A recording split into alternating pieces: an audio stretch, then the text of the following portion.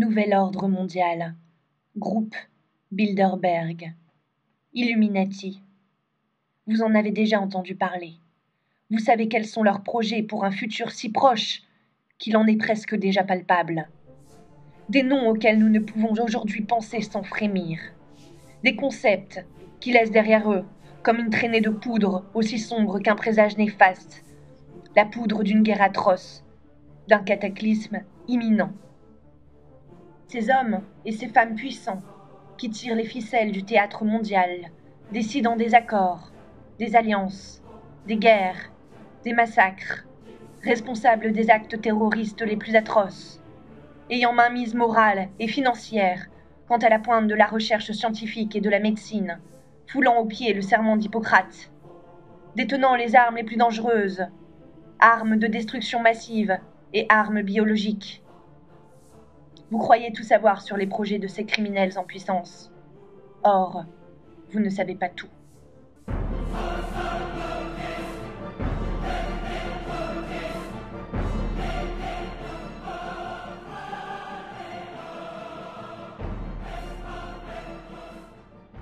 Il a d'ores et déjà été confirmé par le grand Alex Jones lui-même qu'une partie de la franc-maçonnerie est contrôlée par la loge hautement conspirationniste des Illuminati. Or, les Illuminati fomentent un complot à l'échelle mondiale, dangereusement similaire à l'annonce de l'Apocalypse de Saint Jean. Le vainqueur ne subira nulle atteinte de la seconde mort.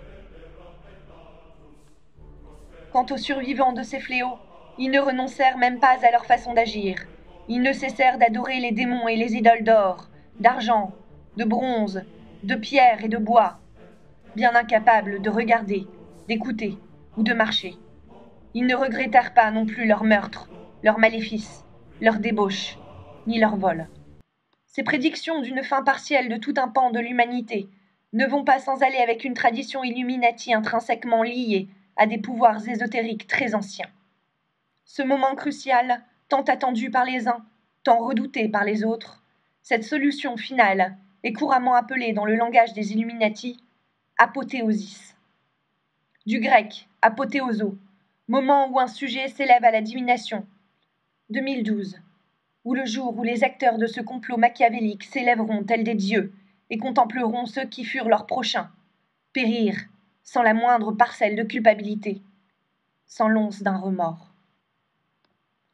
Seulement, l'apothéosis ne pourra s'accomplir sans ce que les Illuminati attendent depuis plusieurs siècles, la pièce du puzzle, le chaînon manquant, plus couramment désigné comme l'ultimatum, afin d'atteindre le fameux apothéosis. Ce qui va vous être révélé dans ce film n'est autre que l'identité de l'ultimatum.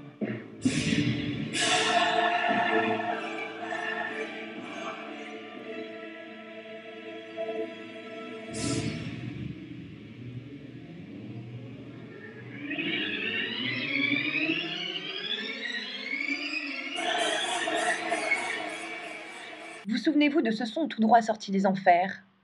C'est dans les années 90 que O Fortuna, morceau phare du groupe Apothéosis, fait le tour du monde, envoyant un message subliminal à ses auditeurs, car ce morceau fait largement référence à la puissance des Illuminati, ainsi qu'à la teneur du projet pour un nouvel ordre mondial. Cette chanson est un message que nous avons réussi à décoder. Fortuna, en latin, la fortune, le destin, mais aussi la chance.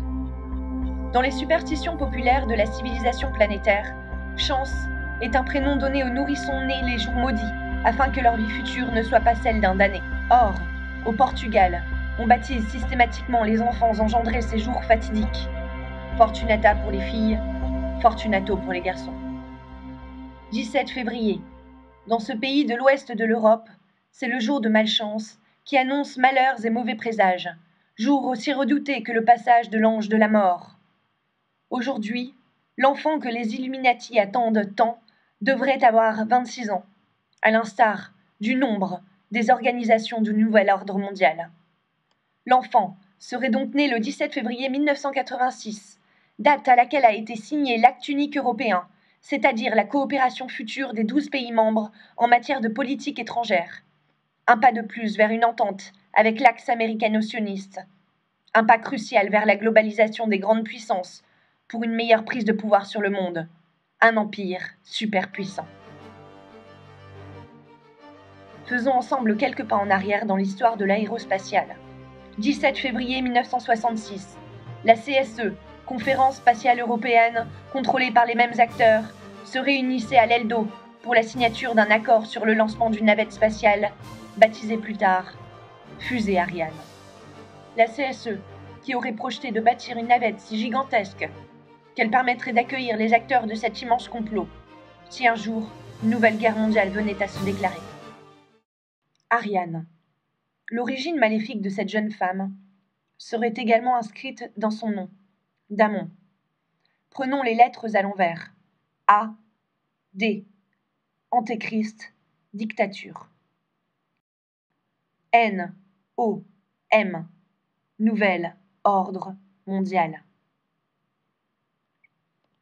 Cette jeune femme, Ariane Damon, serait donc l'ultimatum qui permettra au malin, lors de son avènement sur Terre en 2012, de concevoir l'Antéchrist et par la même occasion d'éliminer les 2/3 de la population mondiale, tandis que les puissants de ce monde contempleront l'humanité périr dans le feu infernal du haut de la planète Terre, confortablement installée dans la navette spatiale spécifiquement conçue à cet effet. Mais ce n'est pas tout.